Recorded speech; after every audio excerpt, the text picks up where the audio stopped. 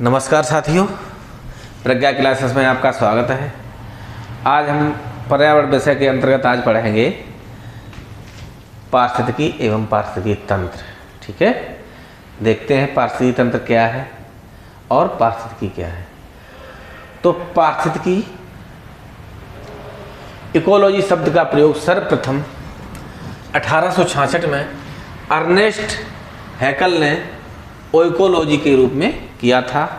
यह शब्द दो ग्रीक शब्दों से मिलकर बना है, जो कि ओइकास जिसका अर्थ होता है हाउस या घर, आवास, तथा लोगोस का अर्थ होता है स्टडी या अध्ययन करना। ये दो शब्द कौन कौन से हैं? Oikos plus logos is equal to ecology. Ecology को हिंदी में पारिस्थितिकी कहते हैं। इसके अंतर्गत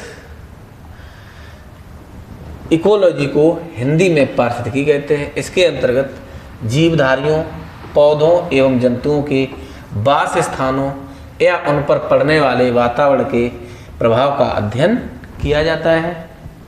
पारिस्थितिकी को सर्वप्रथम परिभाषित करने के लिए विस्तृत अध्ययन करने का श्रेय भी किसको जाता है? जर्मन जीव वैज्ञानिक अर्नेस्ट हैकल को ही प्राप्त है। अब देखेंगे वातावरण और जीव समुदाय के पारस्परिक संबंधों के अध्ययन को पारिस्थितिकी कहते हैं। क्या रहेगा यहाँ पर? वातावरण और जीव समुदाय के पारस्परिक संबंधों के अध्ययन को पारिस्थितिकी कहते हैं। अब देखेंगे पारिस्थितिकी तंत्र क्या है।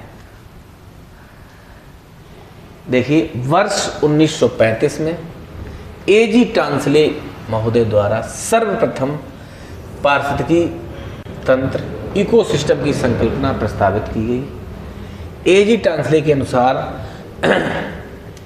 पारिस्थितिकी तंत्र भौतिक तंत्रों का एक विशेष प्रकार होता है, जिसकी रचना अजैविक और जैविक घटकों से होती है। इनके अनुसार पारिस्थितिकी तंत्र खुला तंत्र होता है। ये आकार में भिन्न भिन्न हो सकते हैं, जैसे ये एक पानी की बूंद के समान छोटा भी हो सकता है और सागर जितना बड़ा भी हो सकता है। देखें, जैसे एक पारिस्थितिकी तंत्र जलाशय की एक बूंद जितनी छोटा भी हो सकता है। इसे सूक्ष्म पारिस्थितिकी तंत्र कहते हैं, माइक्रो इकोसिस्टम कहते हैं। क्या कहते हैं? Micro ecosystem. वहीं दूसरी ओर एक पारिस्थितिकी तंत्र एक महासागर जितना बड़ा भी हो सकता है। हमारी पृथ्वी भी क्या है? हमारी पृथ्वी भी स्वयं में एक विशाल पारिस्थितिकी तंत्र है। अब पारिस्थितिकी तंत्र की चित्र देखेंगे, रेखा चित्र के माध्यम से देखेंगे पारिस्थितिकी तंत्र आखिर है क्या। जैसे देखेंगे, सबसे पहले स्थलीय देखेंगे। स्थल में क्या आएगा? वन, घास स्थल और मरुस्थल। जलीय में क्या आएगा?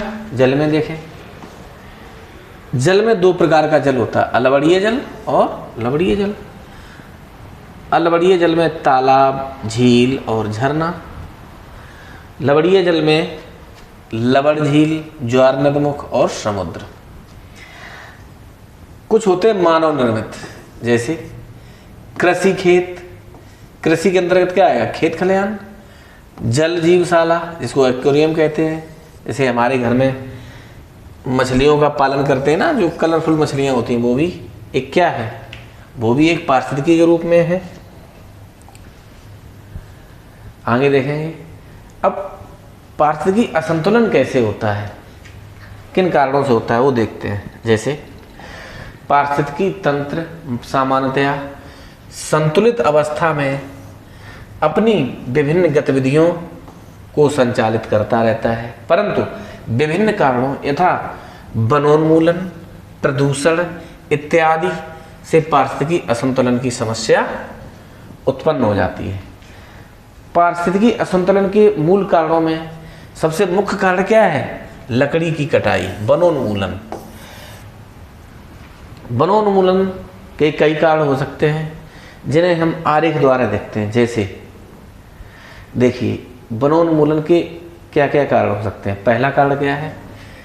वनोन्मूलन के कारण। पहला कारण वनाग्नि, जो जंगलों में गर्मियों में अपने आप आग लग जाती है जिससे वन नष्ट हो जाते हैं। और दूसरा क्या है, झूमिंग कृषि। झूमिंग कृषि क्या होती है? झूमिंग कृषि एक ऐसी कृषि की पद्धति है जिसमें जंगलों की कटाई करके, जंगलों की सफाई करके और वहाँ कृषि की जाती है। जब तक वो भूमि उपजाऊ रहती है तब तक वहाँ कृषि होती है। उसके बाद उसको बंजर छोड़ दिया जाता है और दूसरी जगह स्थानांतरित हो जाती है कृषि। दूसरी जगह पर जंगलों की सफाई कर ली, वहाँ करने लगे, तो इससे क्या है, जंगलों को बहुत ज़्यादा नुकसान होता है। अब देखेंगे वन भूमि का कृषि भूमि में परिवर्तन, ये भी बहुत बड़ा कारण है। तीसरा है, चौथा है वनों का चरागाह में परिवर्तन। फिर प्राकृतिक आपदाएं भी बहुत सारी आती हैं। कागज की मांग भी है। शहरीकरण, नीति निर्धारण में सतत विकास की संकल्पना का अभाव। अब सतत विकास क्या होता है, हमने पहले लेक्चर में बताया था कि सतत विकास क्या है। सतत विकास से तात्पर्य होता है प्राकृतिक संसाधनों का प्रयोग इस तरीके से करें हम कि जो हमारे आने वाली पीढ़ी है उसके लिए भी प्राकृतिक संसाधन सुरक्षित रह सकें। ठीक है। अब देखें, औद्योगिक व व्यावसायिक उपयोग के लिए लकड़ी काटना, यह भी बहुत बड़ा कारण है। आगे देखिए, अब ये तो हो गया वनोन्मूलन के कारण। अब खाद्य श्रृंखला क्या है, खाद्य श्रृंखला देखेंगे। खाद्य श्रृंखला के सब अंतर्गत खाद्य श्रृंखला विभिन्न प्रकार के जीवधारियों का एक ऐसा क्रम है जिससे किसी पारिस्थितिकी तंत्र में ऊर्जा का प्रवाह होता है। जीवों द्वारा ऊर्जा का यह प्रवाह एक दिशीय यूनिडायरेक्शनल होता है। उदाहरणतया किसी घास स्थल पारतंत्र खाद्य श्रृंखला में विभिन्न घटकों का सही क्रम देखते हैं कैसे होगा। ये देखिए, खाद्य श्रृंखला का सही क्रम ये रहा। जैसे घास क्या है हमारी, ये उत्पादक है। टिड्डा प्राथमिक उपभोक्ता, मेढक द्वितीय उपभोक्ता और सर्प तृतीय उपभोक्ता होता है। अब देखें आगे, आगे क्या है, घास बकरी तथा मानव आहार श्रृंखला का निर्माण करते हैं। घास स्वपोषी होता है, पता ही है आपको। ये अपना भोजन स्वयं बनाते हैं प्रकाश संश्लेषण की प्रक्रिया द्वारा। बकरी शाकाहारी उपभोक्ता है और मनुष्य तो आप जानते ही हैं सब कुछ खाता है, सर्वाहारी है। ठीक है, आगे बढ़े।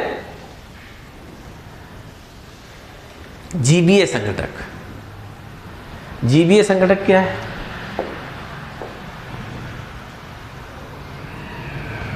बायोटिक कंपोनेंट्स, ऐसी जीवित वस्तुएं जो एक पारिस्थितिकी तंत्र का निर्माण करती हैं, जीवित संगठकों में सामान्यतः शामिल होते हैं, जैसे उत्पादक, उपभोक्ता और अपघटक। जैसे उत्पादक में क्या आएंगे, पेड़ पौधे और शैवाल। उपभोक्ता में जानवर और मनुष्य। अपघटक में कवक एवं जीवाणु। अब देखिए, विभिन्न पारिस्थितिकी तंत्र के प्राथमिक उत्पादक कौन कौन से हैं। ये तो हमारे हो गए प्राथमिक उत्पादक और ये हो गया पारिस्थितिक तंत्र।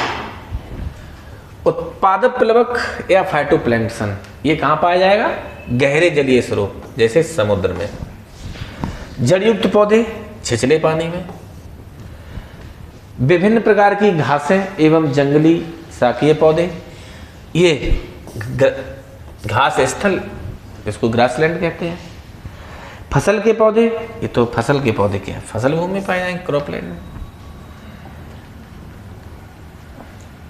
अब देखें नोट में क्या है, नोट में कोई विशेष चीज होती है, जैसे चींटी अपघटक भी है, डिकम्पोजर तथा प्राथमिक उपभोक्ता दोनों की श्रेणी में आती है। यह पौधों को खाकर सेलुलोज से ऊर्जा प्राप्त करती हैं। अपघटक वे जीव होते हैं जो अपक्षय या सड़न की प्रक्रिया को तेज करते हैं जिससे पोषक तत्वों का पुनः चक्रीकरण हो सके। ठीक है, अपघटक निर्जीव कार्बनिक तत्वों को अकार्बनिक यौगिकों में तोड़ते हैं। सूक्ष्म जीवों की एक विस्तृत किस्म जैसे फफूंद, जीवाणु, गोलकृमि और प्रोटोजोआ और केंचुआ अपघटकों की भूमिका अदा करते हैं। अपघटक पोषण के लिए मृत कार्बनिक पदार्थ या अपरद पर निर्भर करते हैं। ठीक है, तो आज की क्लास में बस इतना ही, बाकी अगली क्लास में। Thank you.